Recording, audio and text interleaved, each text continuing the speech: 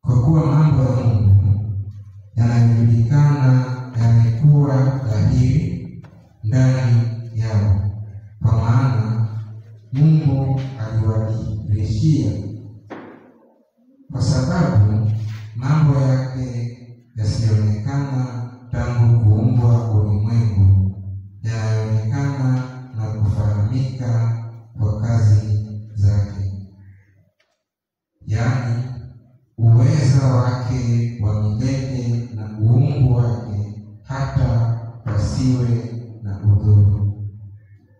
Kwa sababu walipomjua Mungu hawakumtukuza kama ndiye Mungu wala kumshukuru, bali walipotea katika uzushi wao, na mioyo yao yenye ujinga ikatiwa giza,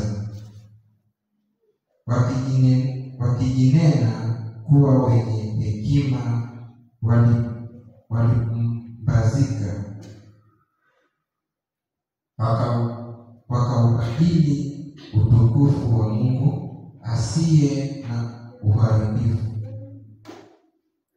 kwa mfano wa sura ya binadamu aliye na uharibifu, na ya ndege, na ya wanyama, na ya vitambaa.